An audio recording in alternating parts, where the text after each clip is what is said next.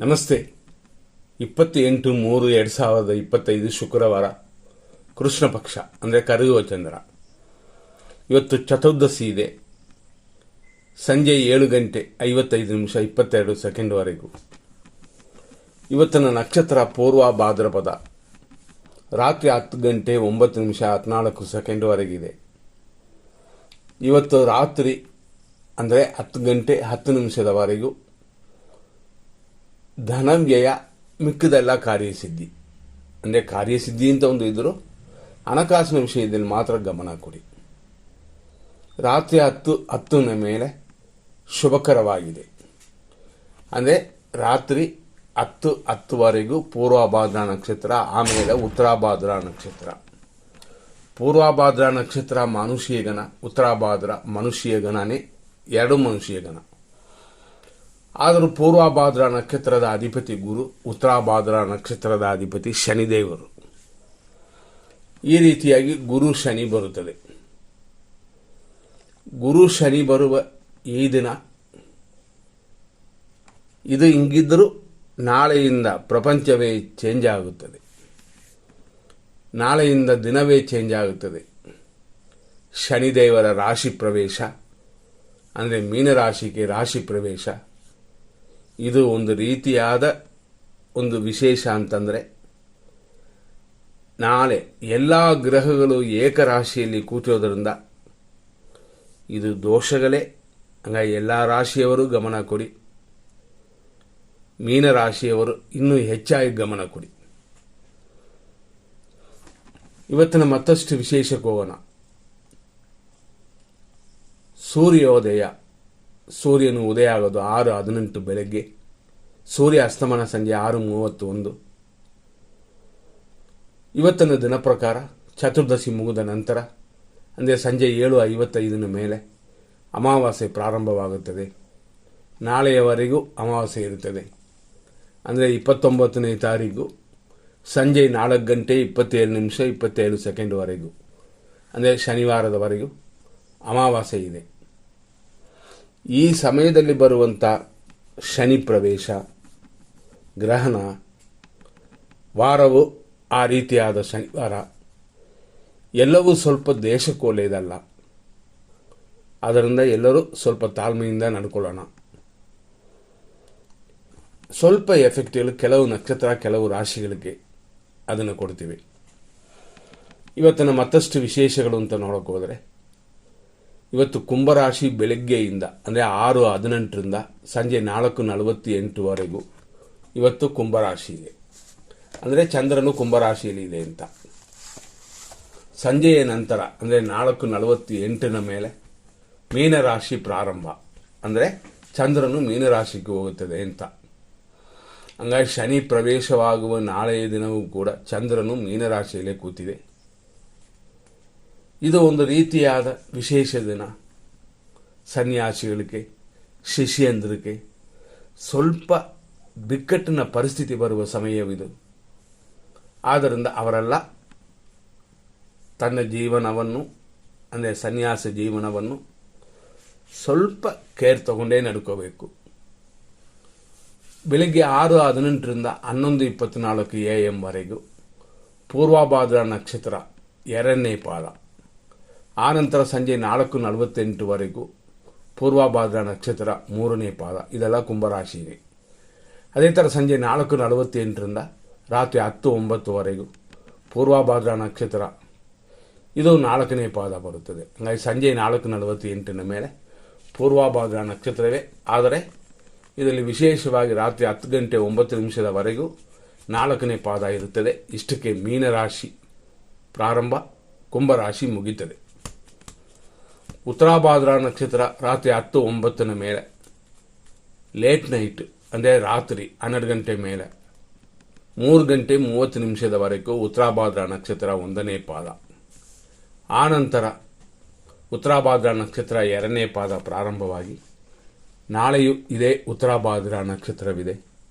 ನಾಳೆ ಸಂಜೆ 7:26:18 ಉತ್ತರಾಭಾದ್ರಾ. ನಾಳೆ ಉತ್ತರಾಭಾದ್ರಾ ಇರುವ ನಾಳೆಯ ದಿನ ಅಶುಭವಾಗಿದೆ.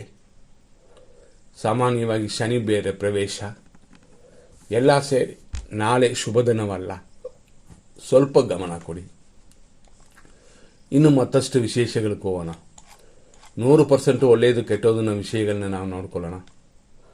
ಅದರಲ್ಲೂ ಕೂಡ ಫಸ್ಟೇ ನಾವು ನೋಡಿದ್ವಿ, 100% ಕೆಟ್ಟೋದು ಇರುವ ಸಮಯಗಳಲ್ಲಿ ಯಾವ ಕಾರ್ಯಗಳು ಪ್ರಾರಂಭ ಮಾಡಬಾರದು. ಇವತ್ತು ಸಂಜೆ 4:48ವರೆಗೂ ಕರ್ಕಾಟಕ ರಾಶಿಯವರಿಗೆ ದೋಷ ಉಂಟು. ಆ ನಂತರ ಸಿಂಹರಾಶಿಗೆ ದೋಷ. ಆದ್ದರಿಂದ 2 ರಾಶಿಯವರು ಗಮನ ಕೊಡಿ, ಯಾಕಂದರೆ ಅಮಾವಾಸ್ಯೆ ಸೇರಿದೆ. ಮತ್ತಷ್ಟು ವಿಶೇಷಗಳು ಹಂಗೆ ಅಂತಂದಾಗ ಇವತ್ತಿನ ದಿನದಲ್ಲಿ 100% ಶುಭ ಸಮಯವನ್ನು ನೋಡೋಣ. ಕಾಲವು ಹೆಂಗಿದ್ದರೂ ಎಲ್ಲ ದಿನದಲ್ಲೂ ಒಂದು ಒಳ್ಳೆಯ ಟೈಮ್ ಬೇಕಾಗುತ್ತದೆ.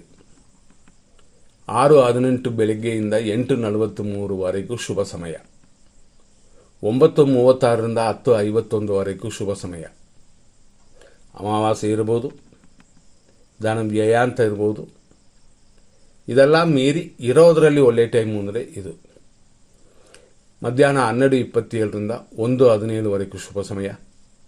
ಸಂಜೆ 5:01ರಿಂದ ಬೆಳಗಿನ ಜಾವ ಅಂದರೆ ಲೇಟ್ ನೈಟ್ 3:19ವರೆಗೂ ಒಂದು ಶುಭ ಸಮಯ. ಮತ್ತು ಬೆಳಗಿನ ಜಾವ ಸುಮಾರು 5:35ರಿಂದ ಶುಭವಾಗಿದೆ. ಇದೆಲ್ಲ ಇವತ್ತಿನ ಶುಭ ಸಮಯಗಳು. ಆದರೂ 100% ಕೆಟ್ಟ ಟೈಮ್ನ ನೋಡ್ಕೊಳ್ಳೋಣ. ಇದು ಭಯಾಕ್ಸಕ್ಕಲ್ಲ, ಎಚ್ಚರವಾಗಿರೋದಕ್ಕಷ್ಟೇ. ಬೆಳಿಗ್ಗೆ 8:45ರಿಂದ 9:34 ದುರ್ಮುಹೂರ್ತವಿದೆ. ಆದ್ದರಿಂದಾಗಿ ಈ ಸಮಯದಲ್ಲಿ ಎಚ್ಚರವಾಗಿರಿ. ಅದರಲ್ಲೂ ಪೂರ್ವ ಭಾದ್ರಪದ ನಕ್ಷತ್ರದವರು ಗಮನ ಕೊಡಿ. ಈ ಸಮಯ ಬಿಟ್ಟು ಬೇರೆ ಒಳ್ಳೆಯ ಟೈಮಲ್ಲಿ ಏನಾದ್ರು ಮಾಡಬಹುದು. 10:53ರಿಂದ 12:25ವರೆಗೂ ವಿಷಕಾಲ. ಮಧ್ಯಾಹ್ನ 1:19ರಿಂದ 3:28ವರೆಗೂ ಮೃತ್ಯು ಪಂಚಕ. ಮಧ್ಯಾಹ್ನ 3:28 ಮೇಲೆ ಸಂಜೆ 4:59ವರೆಗೂ ಯಮಕಂಡ ಕಾಲ. ಅಂದರೆ 1:19ರಿಂದ ಕಂಟಿನ್ಯೂ ಆಗಿ 4:59ವರೆಗೂ ಅಂದರೆ 5 ಗಂಟೆವರೆಗೂ ಅಶುಭವಿದೆ.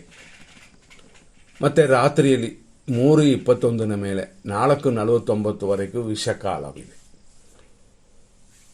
ಮತ್ತು 3:51 ರಾತ್ರಿ ಅಂದರೆ ವಿಷಕಾಲ ಇನ್ನೂ ಮುಗಿದಿಲ್ಲ. ಅಷ್ಟರಲ್ಲೇ 3:51ರಿಂದ 5:33ವರೆಗೂ ಮೃತ್ಯುವಿದೆ. ಈ ಸಮಯಗಳನ್ನ ತಿಳ್ಕೊಂಡು ನಿಮ್ಮ ಕಾರ್ಯಗಳನ್ನು ಅವಾಯ್ಡ್ ಮಾಡೋದು ಅಥವಾ ಮಾಡೋದು ಅಂತ ಇದನ್ನು ಮಾಡಿಕೊಳ್ಳಿ.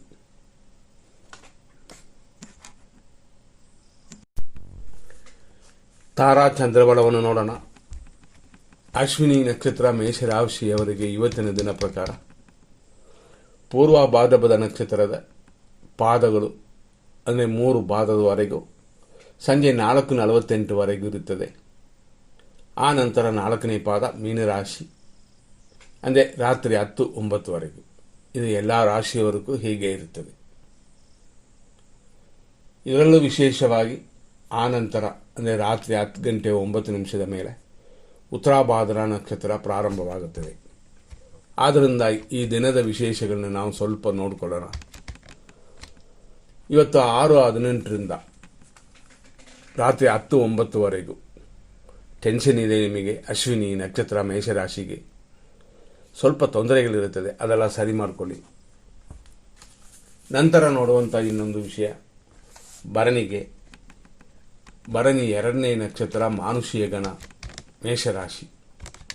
ನಿಮಗೆ ಇವತ್ತಿನ ದಿನ ಪ್ರಕಾರ 6:18ರಿಂದ ಪ್ರಾರಂಭವಾಗುತ್ತದೆ ಶುಭ ಸಮಯ. ಇಷ್ಟಾರ್ಥ ಸಿದ್ಧಿ ಉಂಟು, ಅಭಿವೃದ್ಧಿ ಎಲ್ಲ ಉಂಟು. ಆದ್ದರಿಂದ ಹೆಚ್ಚಿನ ತೊಂದರೆಗಳಿಲ್ಲ. ಕೃತಿಕಾ ನಕ್ಷತ್ರ 1ನೇ ಪಾದ ಮೇಷರಾಶಿ. ನಿಮಗೆ ಈ ದಿನದಲ್ಲಿ ಪ್ರತ್ಯೇಕ ತಾರೆ ಅಂದರೆ ಅನುಕೂಲವಿಲ್ಲದ ದಿನವಿದು. ಆದ್ದರಿಂದ ಸ್ವಲ್ಪ ಗಮನ ಕೊಟ್ಕೊಳ್ಳಿ. ಯಾವತ್ತೋ ದೇವರಲ್ಲಿ ಬೇಡಿರೋದು ಅಥವಾ ನಮ್ಮವರ ಹತ್ರ ಕೇಳಿರೋದು ಬಂದರೆ ಸಂತೋಷವಾಗಿ ಖುಷಿಯಾಗಿ ಅನುಭವಿಸಿ. ನೆಕ್ಸ್ಟ್ ನೋಡುವಂಥ ನಕ್ಷತ್ರ ಕೃತಿಕಾನೇ, ಆದರೆ ವೃಷಭ ರಾಶಿ. ನಿಮಗೂ ಅದೇ ರೀತಿಯಲ್ಲಿ ಶುಭವಾಗಿ ಕಾಣಿಸಲಿಲ್ಲ. ಆದರೂ ರಾಶಿ ಶುಭವಾಗಿರೋದರಿಂದ ಹಿರಿಯರ ಆಶೀರ್ವಾದದಿಂದ ಕೆಲವು ಇಂಪಾರ್ಟೆಂಟ್ ಕಾರ್ಯಗಳನ್ನ ಮಾಡಿಕೊಳ್ಳಿ. ರೋಹಿಣಿ ನಕ್ಷತ್ರ ವೃಷಭ ರಾಶಿ. ಆರೋಗ್ಯ ಉಂಟು, ಅಭಿವೃದ್ಧಿ ಎಲ್ಲ ಇದೆ, ಶುಭಕರವಾಗಿದೆ ನಿಮಗೆ. ಮೃಗಶೀರ್ಷ ನಕ್ಷತ್ರ ವೃಷಭ ರಾಶಿ. ಏಟು ಗಾಯಗಳು, ಬೆಂಕಿಯಲ್ಲಿ ಸುಟ್ಟುಕೊಳ್ಳೋದು, ಈ ರೀತಿಯಾದ ಅಪಶಕುನಗಳು ಬರುತ್ತದೆ. ಹಂಗಾಗಿ ಶುಭವಾಗಿಲ್ಲ. ಹೆಚ್ಚಾಗಿ ಗಮನ ಕೊಟ್ಕೊಂಡ್ರೆ ಖಂಡಿತ ತೊಂದರೆ ಇಲ್ಲ. ಮೃಗಶೀರ್ಷ ನಕ್ಷತ್ರ ಮಿಥುನ ರಾಶಿ. ನಾನು ಹೇಳಿದಂತೆ ಏಟು ಗಾಯಗಳಿದೆ. ಸಂಜೆಯವರೆಗೂ ಕಾರ್ಯ ತಡೆ ಉಂಟು, ಆಮೇಲೆ ಸ್ವಲ್ಪ ಪರವಾಗಿಲ್ಲ. ಆರುದ್ರ ನಕ್ಷತ್ರ ಮಿಥುನ ರಾಶಿ. ಸಂಪತ್ತಿದೆ, ಕಾರ್ಯಾನುಕೂಲವಿದೆ, ಮಾಡುವ ಕೆಲಸಗಳಲ್ಲೂ ಕೂಡ ಜಯ ಉಂಟು. ನಂತರ ನೋಡುವಂಥದ್ದು ಪುನರ್ವಸು ನಕ್ಷತ್ರ ಮಿಥುನ ರಾಶಿ. ಜನ್ಮತಾರೆ ಇದು. ಹಂಗಾಗಿ ಸ್ನಾನ ಮಾಡಿ ದೇವರಲ್ಲಿ ಪೂಜೆಗೆ ಕೊಡಿ. ಖಂಡಿತವಾಗಿ ಗುರುದೇವರನ್ನ ಪೂಜೆ ಮಾಡಿಕೊಳ್ಳಿ. ಇದರಲ್ಲೂ ವಾರವು ಗುರುವಾರ ಕಳೆದು ಶುಕ್ರವಾರ ಈ ರೀತಿಯೆಲ್ಲ ಇರೋದರಿಂದ ಶುಕ್ರವಾರ ಶುಕ್ರದೇವರು ಅಂತೀವಿ, ಅದೂ ಗುರುವೇ. ಗುರುವಾರ ಗುರುದೇವರು ಅಂತೀವಿ, ಅದೂ ಗುರುವೇ. ಹಂಗಾಗಿ ಗುರು ಈ ಗುರು ಆ ಗುರು ಅಂತಲ್ಲ, ಗುರುವನ್ನು ಪೂಜಿಸೋದು ಉತ್ತಮ.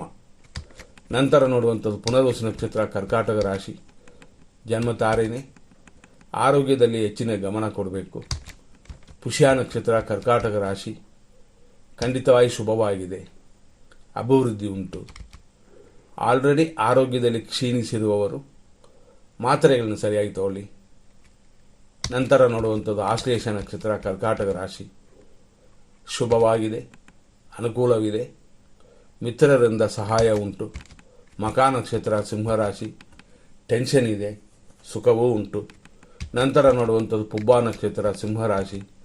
ಅನುಕೂಲವಿದೆ, ಶುಭಕರವಾಗಿ ಇರುವ ದಿನವಿದು, ಆದ್ದರಿಂದ ಹೆಚ್ಚಾಗಿ ದೋಷಗಳಿಲ್ಲ. ಉತ್ತರ ನಕ್ಷತ್ರ ಸಿಂಹರಾಶಿ. ಪ್ರತ್ಯೇಕ ತಾರೆ, ಅನುಕೂಲವಿಲ್ಲದ ದಿನವಿದು. ಹೆಚ್ಚಿನ ಗಮನ ಕೊಟ್ಟರೆ ಸಾಕು, ಏನೂ ತೊಂದರೆ ಬರೋದಿಲ್ಲ. ಉತ್ತರ ನಕ್ಷತ್ರ ಕನ್ಯಾ ರಾಶಿ. ಖಂಡಿತ ಅನಾನುಕೂಲವೇ. ನಮ್ಮ ಪರವಾಗಿ ಕಾರ್ಯಗಳು ಸಕ್ಸಸ್ ಆಗೋದು ಕಷ್ಟ. ಪ್ಲಾನ್ ಸರಿಯಾಗಿದ್ದರೆ ಖಂಡಿತವಾಗಿ ಆಗುತ್ತದೆ. ಸರಿಯಾದ ಸಮಯಕ್ಕೆ ಹೋಗಿ ಸೇರಿದ್ರೆ ಅದೂ ನಡೆಯುತ್ತದೆ. ಇದನ್ನು ಫಾಲೋ ಮಾಡಿ. ಹಸ್ತ ನಕ್ಷತ್ರ ಕನ್ಯಾ ರಾಶಿ. ಆರೋಗ್ಯ ಶತ್ರುನಾಶ ಅಂತ ಶುಭದಿನವಾಗಿದೆ ಈ ದಿನ. ಆದ್ದರಿಂದ ರಾತ್ರಿಯವರೆಗೂ ಖಂಡಿತವಾಗಿ ಶುಭವಾಗಿದೆ, ರಾತ್ರಿ 10-9ವರೆಗೂ. ನಂತರ ನೋಡುವಂಥದ್ದು ಚಿತ್ತಾ ನಕ್ಷತ್ರ ಕನ್ಯಾ ರಾಶಿ. ಖಂಡಿತ ಏಟು ಗಾಯಗಳು ಬೀಳೋದು ಜಾರೋದು ಅಂತ ಈ ದಿನ ಅಷ್ಟೊಂದು ಹೇಳಿಕೊಳ್ಳುವಂತೆ ಇಲ್ಲ, ಆದರೂ ಶತ್ರು ಕಾಟವಿಲ್ಲ. ಚಿತ್ತಾ ನಕ್ಷತ್ರ ತುಳಾರಾಶಿ. ಏಟು ಗಾಯಗಳು ಉಂಟು, ಹೆಚ್ಚಿನ ಗಮನ ಕೊಡಿ. ಸ್ವಾತಿ ನಕ್ಷತ್ರ ತುಳಾರಾಶಿ. ಸಂಪತ್ತಿದೆ, ಆದ್ದರಿಂದಾಗಿ ಅಭಿವೃದ್ಧಿ ಉಂಟು. ಸ್ವಲ್ಪ ಕಾರ್ಯ ವಿಘ್ನಗಳು ಬರುತ್ತದೆ, ಆದರೂ ವಿನಾಯಕನ ಪೂಜೆ ಮಾಡಿಕೊಳ್ಳಿ. ಎಚ್ಚರದಿಂದ ಕೆಲಸಗಳು ಮಾಡಿ. ವಿಶಾಖ ನಕ್ಷತ್ರ ತುಳಾರಾಶಿ. ಜನ್ಮತಾರೆ, ಕಾರ್ಯ ವಿಘ್ನ ಈ ರೀತಿಯೆಲ್ಲ ಇರೋದರಿಂದ ಪ್ಲಾನ್ ಮಾಡಿ ಮಾಡ್ಕೊಳ್ಳಿ ಕಾರ್ಯಗಳನ್ನು. ಇಲ್ಲ ಅಂತಂದರೆ ಸೋಲು ಉಂಟು. ವಿಶಾಖ ನಕ್ಷತ್ರ ವೃಶ್ಚಿಕ ರಾಶಿ. ಜನ್ಮತಾರೆ, ಸ್ವಲ್ಪ ರೋಗ ಭಯವೆಲ್ಲ ಉಂಟು. ಆರೋಗ್ಯದ ವಿಷಯದಲ್ಲಿ ಗಮನ ಕೊಟ್ಕೊಳ್ಳಿ. ಅನುರಾಧ ನಕ್ಷತ್ರ ವೃಶ್ಚಿಕ ರಾಶಿ. ಖಂಡಿತವಾಗಿಯೂ ಪರಮ ಮೈತ್ರಿ ತಾರೆಯಾಗಿರೋದರಿಂದ ಗುರುಗಳ ಆಶೀರ್ವಾದ, ತಂದೆ ತಾಯಿಗಳ ಆಶೀರ್ವಾದ ಪಡ್ಕೊಳ್ಳುವಂಥ ದಿನವಿದು. ಅದನ್ನು ಪಡ್ಕೊಂಡು ನಿಮ್ಮ ಕಾರ್ಯಗಳನ್ನು ಮಾಡಿ. ಜ್ಯೇಷ್ಠ ನಕ್ಷತ್ರ ವೃಶ್ಚಿಕ ರಾಶಿ. ಮಿತ್ರಧಾರೆ, ಸ್ವಲ್ಪ ಭಯ ಉಂಟು, ಅದೆಲ್ಲ ಸರಿ ಮಾಡ್ಕೋಬೋದು ನೀವೇ. ಮೂಲ ನಕ್ಷತ್ರ ಧನುಸು ರಾಶಿ. ಟೆನ್ಷನ್ ಉಂಟು, ಟೆನ್ಷನೆಲ್ಲ ಬಿಟ್ಟುಬಿಟ್ರೆ ಏನೂ ತೊಂದರೆಗಳಿಲ್ಲ. ಪೂರ್ವಾಷಾಢ ನಕ್ಷತ್ರ ಧನುಸು ರಾಶಿ. ಖಂಡಿತವಾಗಿ ಅನುಕೂಲ ಇದೆ, ಲಾಭವಿದೆ, ಆದ್ದರಿಂದ ಶುಭದಿನವಾಗಿದೆ ನಿಮಗೆ. ಉತ್ತರಾಷಾಢ ನಕ್ಷತ್ರ ಧನುಸು ರಾಶಿ 1ನೇ ಪಾದ. ಅನುಕೂಲವಾದ ದಿನವಿಲ್ಲ, ಆದ್ದರಿಂದ ಇವತ್ತು ಗುರುವನ್ನು ಪೂಜೆ ಮಾಡಿಕೊಳ್ಳಿ. ಹಣಕಾಸು ವಿಷಯದಲ್ಲಿ ಹೆಚ್ಚಾಗಿ ಗಮನ ಕೊಟ್ಕೊಳ್ಳಿ. ಉತ್ತರಾಷಾಢ ನಕ್ಷತ್ರ ಮಕರ ರಾಶಿ. ಪ್ರತ್ಯೇಕ ತಾರೆ, ಶುಭವಾಗಿಲ್ಲ, ಆದ್ದರಿಂದ ಖಂಡಿತವಾಗಿ ಗಮನ ಕೊಡಿ.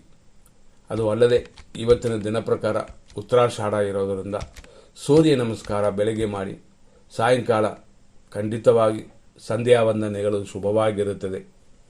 ಸಂಧ್ಯಾ ವಂದನೆ ಅನ್ನೋದು ಬ್ರಾಹ್ಮಣ ಮಾತ್ರನೇ ಮಾಡಬೇಕು ಅಂತಲ್ಲ, ಸ್ವಾಮಿಯ ದರ್ಶನ ಮಾಡೋದು, ಸೂರ್ಯ ದರ್ಶನ ಮಾಡೋದು ಅಥವಾ ಸೂರ್ಯನಿಗೆ ಪೂಜೆ ಕೊಡೋದು, ಇದೆಲ್ಲ ಶುಭವಾಗಿರುತ್ತದೆ.